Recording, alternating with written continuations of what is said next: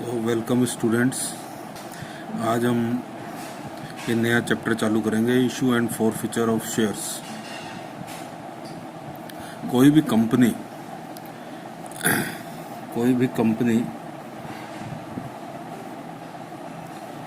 जो company act के अंतर्गत रजिस्टर्ड होती है, उस कंपनी को अपना कार्य करने के लिए पूंजी की आवश्यकता होती है, कैपिटल की आवश्यकता होती है।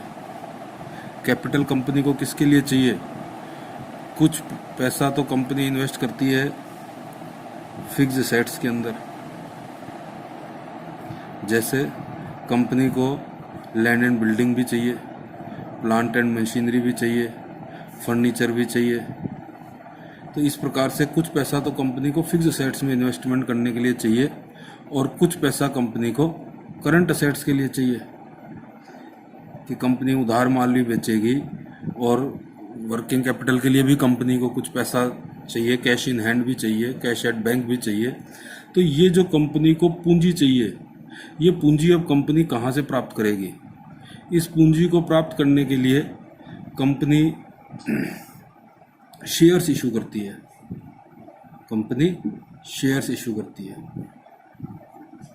तो शेयर्स क्या होते हैं?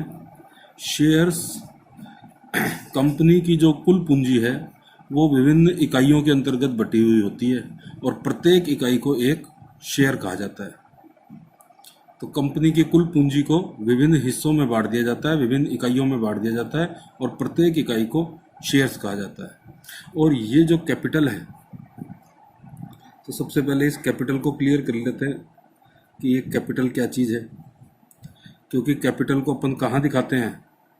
कैपिटल को बैलेंस शीट बनाते समय कंपनी की एसेट साइड, ये कंपनी की लायबिलिटी साइड। तो कंपनी की कैपिटल को सबसे पहले लायबिलिटी साइड में सबसे पहले सर्वप्रथम दिखाया जाता है।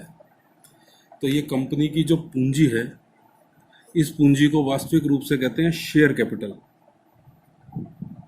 क्योंकि ये पूंजी विभिन्न हिस्सों में बटी हुई है, इसलिए इसको कैपिटल ना कहकर इसको कहा जाता है share capital.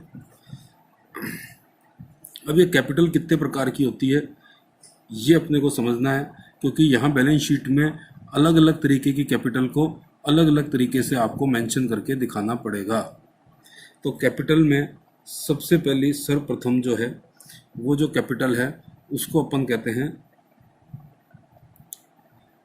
Registered capital.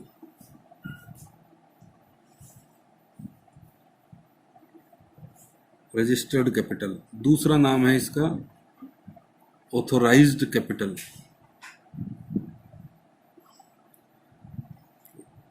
Hindi में इसको कहेंगे रजिस्टर्ड पूंजी या अधिकृत पूंजी।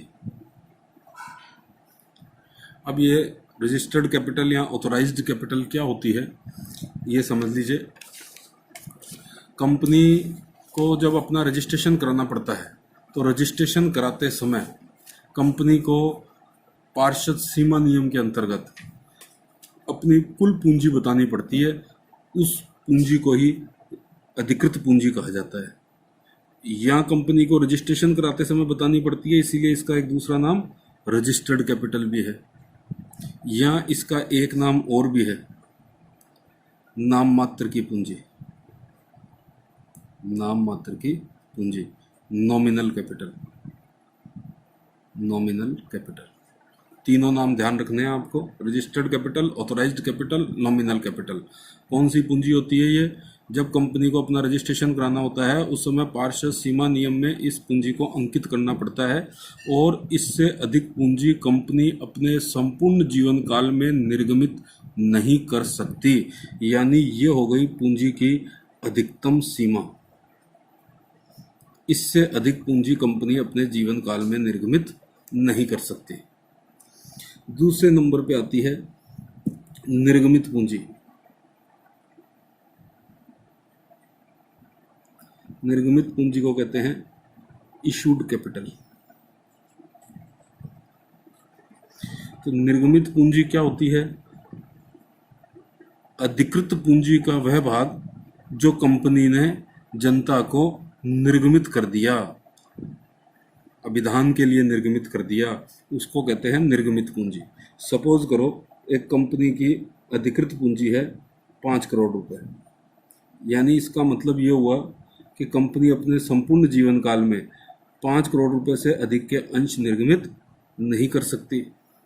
और कंपनी ने शुरुआत में यह सोचा कि अपन शुरुआत में 2 करोड़ रुपए के शेयर इशू करते हैं, तो इसका मतलब ये हुआ कि कंपनी की अधिकृत पूंजी तो मानी जाएगी 5 करोड़, लेकिन उसकी निर्गमित पूंजी कितनी मानी जाएगी? 2 करोड़। तो निर्गमित पूंजी अधिकृत पूंजी का वह भाग है जो कंपनी ने जनता को निर्गमित कर दिया, जनता को अभिदान कर दिया। अब ये नगद के बदले में भी हो सकता है या किसी संपत्ति के बदले में भी हो सकता है, ये बात आपको ध्यान रखनी है। जैसे मान लीजिए कंपनी ने कोई मशीनरी खरीदी 10 लाख रुपए की, और उस संपत्ति का भुगतान करते समय 10 लाख रुपए नकद देने की बजाय कंपनी ने उनको 10 लाख रुपए की अपनी शेयर्स दे दिए, तो वो शेयर्स भी निर्गमित पूंजी का हिस्सा ही माने जाएंगे। तो निर्गमित पूंजी में नकद के लिए निर्गमित या किसी संपत्ति प्राप्ति के लिए निर्गमित, दोनों पूंजियों को सम्मिलित किया जाता है। निर्गमित पूंजी के बाद में 3rd नंबर पर आती है प्रार्थित या अभिदत्त पूंजी। इसको अपन कहेंगे सब्सक्राइब्ड कैपिटल।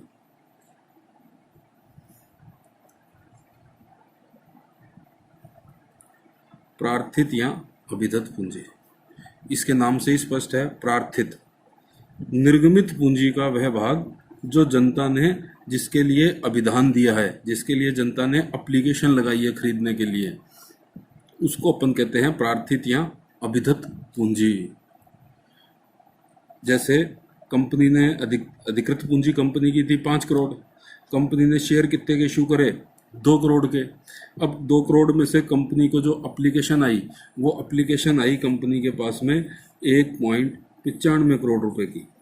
पूरे 2 करोड़ रुपए शेयर खरीदने की एप्लीकेशन नहीं आई कंपनी के पास में, तो इसका मतलब निर्गमित पूंजी तो 2 करोड़ है, परंतु प्रार्थित या अभिदत्त पूंजी कितनी हुई?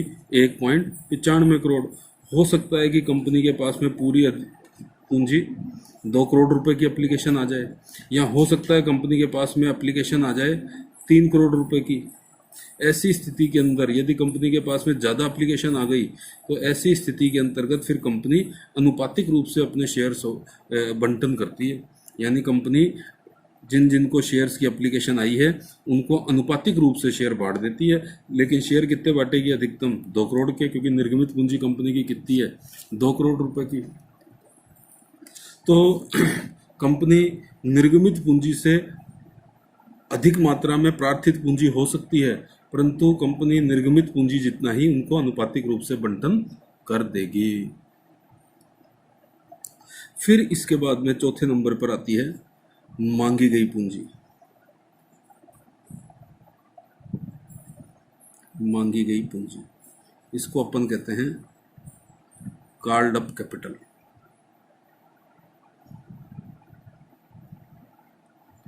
तो कंपनी को जो एप्लीकेशन आई है या अभिदत्त जो पूंजी आई है या जो प्रार्थित पूंजी है, ये सारा पैसा कंपनी एक साथ नहीं मांगती है। आपको ये पता है कि कंपनी जो शेयर्स है उस शेयर्स का सारा पैसा एक साथ नहीं मांगती है। मान लीजिए कंपनी ने एक शेयर 100 रुपये का इशू करा है, तो कंपनी इसमें से कुछ पैसा तो मांगती है एप्लीकेशन पर,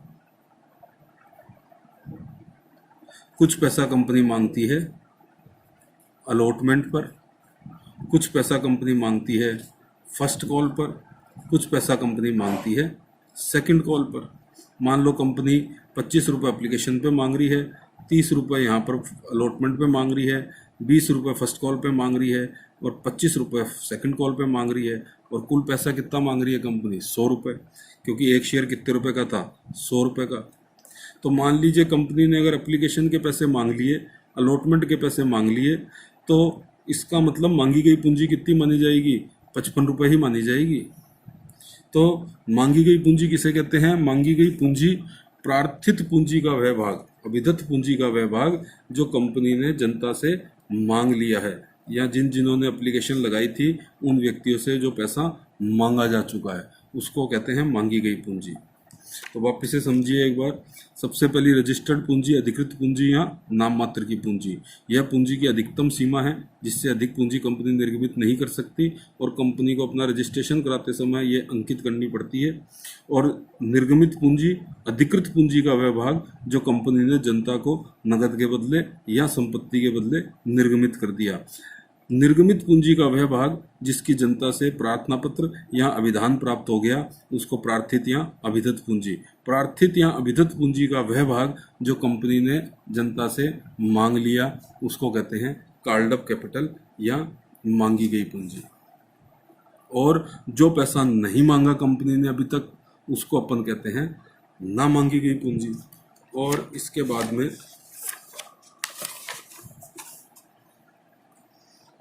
5वें नंबर पर आती है प्रदत्त पूंजी। इसको अपन कहते हैं पेड अप कैपिटल। तो मांगी गई पूंजी का वह भाग जो अंशधारियों ने भुगतान कर दिया है उसको हम कहते हैं पेड अप कैपिटल। और जो अभी भुगतान नहीं करा है उसको कहते हैं कॉल्स इन एरिया। और इसके बाद अंत में आती है संचित पूंजी, रिजर्व कैपिटल।